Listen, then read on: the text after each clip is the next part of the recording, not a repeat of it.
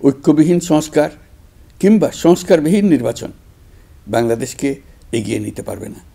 যেখানে ব্যক্তিবন্দনার কোনো সুযোগ থাকবে না, দেশের ভেতরে বা বাইরে প্রভুভৃত্যের কোনো সম্পর্কের সুযোগ থাকবে না। নিজের ভবিষ্যৎ নিয়ে তার মতামত দেওয়ার জন্য আমি মনে করি ভোটার হওয়ার বয়স 17 বছর নির্ধারিত হওয়া উচিত। আসসালামু আলাইকুম। উপস্থিত ছাত্রছাত্রী, তরুণ তরুণী, নারী ও পুরুষ সকল নাগরিককে আমার সালাম ও শুভেচ্ছা জানাচ্ছি। আমি গভীর শ্রদ্ধার সাথে স্মরণ করছি ফ্যাসিবাদের বিরুদ্ধে দীর্ঘ লড়াইয়ের সকল যোদ্ধাদের। বিশেষ করে অভিবাদন জানাই জুলাই গণ অভ্যুত্থানে শহীদ হওয়া ছাত্র জনতাকে, যারা আহত হয়েছেন, চোখের দৃষ্টি হারিয়েছেন, যাদের অঙ্গহানি হয়েছে, তাদের প্রতি আমাদের ঋণ শোধ হওয়ার নয়। নতুন বাংলাদেশ গঠনে তাদের প্রেরণা ও অবদান জাতি কখনো ভুলতে পারবে না। গণ অভ্যুত্থানের মাধ্যমে আমরা বাংলাদেশের রূপান্তর পর্বে প্রবেশ করার অধিকার অর্জন করেছি। এই রূপান্তর দ্রুত সফলভাবে কার্যকর করার জন্য আমাদেরকে সকল শক্তি নিয়োজিত করার জন্য প্রতিজ্ঞাবদ্ধ থাকতে হবে। পেছনে ফেরার কোনো সুযোগ আমাদের নেই। আমাদের এই কাঙ্ক্ষিত রূপান্তরের লক্ষ্য হবে সকল ধরনের বৈষম্য অবসানের রাজনৈতিক আয়োজন নিশ্চিত করা, এদেশে গণতান্ত্রিক ও নাগরিক সমতাভিত্তিক একটি রাষ্ট্র ব্যবস্থা প্রতিষ্ঠা করা। ন্যায়ভিত্তিক সমাজ নির্মাণ ছাড়া জুলাইয়ের শহীদদের আত্মদান অর্থবহ হতে পারে না। ফ্যাসিবাদ বাংলাদেশকে আদর্শভিত্তিক সকল রকমের লক্ষ্য থেকে বিচ্যুত করে গভীর অন্ধকারের দিকে আমাদেরকে নিয়ে গিয়েছিল। আমরা আবার প্রিয় বাংলাদেশকে সাম্য, মানবিক মর্যাদা ও ন্যায় বিচারের পথে ফেরাবার লক্ষ্যে কাজ করছি। ফোরাম ফর বাংলাদেশ স্টাডিজের পক্ষ থেকে আপনাদের এই জাতীয় সংলাপ আমাদেরকে আমাদের নতুন কক্ষপথ রচনা এবং তার যথাযথ স্থাপনে বিশেষভাবে সাহায্য করবে। আমি ফোরাম ফর বাংলাদেশ স্টাডিজকে অশেষ ধন্যবাদ জানাচ্ছি এই আয়োজনের জন্য এবং আমাকে আমন্ত্রণ করার জন্য, দুটি কথা বলার সুযোগ দেওয়ার জন্য। আপনারা এই সংলাপে 3টি বিষয়কে বিশেষভাবে গুরুত্ব দিয়েছেন: ঐক্য, সংস্কার ও নির্বাচন। সংস্কার বিষয়ে আমাদের মধ্যে ঐকমত্য প্রয়োজন, এর কোনো বিকল্প নাই। এই 3 লক্ষ্যের কোনোটিকে ছাড়া কোনোটি সফল হতে পারবে না।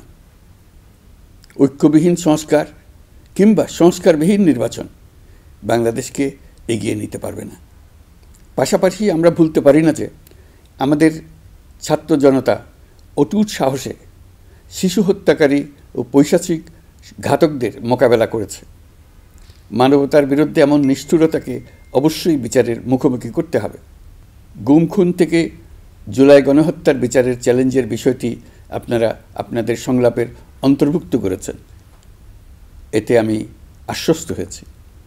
সুধীবৃন্দ, জুলাই গণঅভ্যুত্থান কেবল বাংলাদেশকে মুক্তই করেনি, আমাদের স্বপ্নকেও তুমুল সাহসী করে তুলেছে। বাকহীন বাংলাদেশ জোরালো কণ্ঠে আবার কথা বলার শক্তি ফিরে পেয়েছে। এই দৃঢ়কণ্ঠ আবার ঐক্য গঠনে সোচ্চার হয়েছে। ঐক্য আমাদের মূল শক্তি। জুলাই অভ্যুত্থান আমাদেরকে ঐতিহাসিক মাত্রায় বলীয়ান করেছে। গত 5 মাসে এই ঐক্য আরও শক্তিশালী হয়েছে। গণ অভ্যুত্থানের বিরুদ্ধ শক্তি আমাদের মধ্যে ভাঙন সৃষ্টি করার ক্রমাগত প্রয়াস চালাতে থাকায় আমাদের ঐক্য আরও মজবুত হচ্ছে। এই ঐক্যের জোরেই এখন আমরা অসাধ্য সাধন করতে পারি। এখনই আমাদের সর্বোচ্চ সুযোগ। এমন অর্থনীতি গড়ে তুলতে হবে যেটা সকল নাগরিকের জন্য সম্পদের ও সুযোগের বৈষম্যহীনতার নিশ্চয়তা প্রদান করবে। যত নিম্ন আয়ের পরিবারেই জন্মগ্রহণ করুক না কেন, প্রতিটি নাগরিকের, তিনি নারী হোক আর পুরুষই হোক, তিনি যেন বিনা বাধায় তো বটেই, বরং রাষ্ট্রের আয়োজনে তার সৃজনশীলতা প্রকাশ করে যে কোনো পর্যায়ের উদ্যোক্তা হতে পারেন, অথবা তিনি যে কোনো ধরনের কর্মজীবন চান তাই বেছে নিতে পারবেন। এমন রাজনৈতিক ও রাষ্ট্রীয় পরিবেশ থাকবে যেখানে সংখ্যালঘু সংখ্যাগুরু এই পরিচিতি অবান্তর হয়ে পড়বে। সবার একটিই পরিচয়, আমি বাংলাদেশের নাগরিক এবং রাষ্ট্র আমাকে আমার সকল অধিকার প্রদান করতে বাধ্য। রাষ্ট্রের কাছে এবং অন্য নাগরিকের কাছে আমার অন্য কোনো পরিচয় দেবার প্রয়োজন হবে না, যেখানে ব্যক্তিবন্দনার কোনো সুযোগ থাকবে না। দেশের ভেতরে বা বাইরে প্রভুভৃত্যের কোনো সম্পর্কের সুযোগ থাকবে না। আমরা বাংলাদেশের নাগরিক হবার সুবাদে হব বিশ্ব নাগরিক। দেশের মঙ্গল সাধন করা যেমন হবে আমাদের নাগরিক দায়িত্ব, তেমনি বিশ্বের মঙ্গল সাধন করাও আমাদের কর্তব্য। এই দায়িত্ব আমরা সমানভাবে পালন করব। আমাদের তরুণ তরুণীরা দ্রুত এই দুই দায়িত্ব সমানভাবে পালন করার জন্য প্রস্তুতি নেবে। প্রিয় সহনাগরিকবৃন্দ, স্বাধীনতার পর অর্ধ শতাব্দী অতিক্রম করে আমরা এক ঐতিহাসিক আত্মত্যাগের বিনিময়ে এক অপূর্ব সুযোগের মুহূর্ত সৃষ্টি করেছি।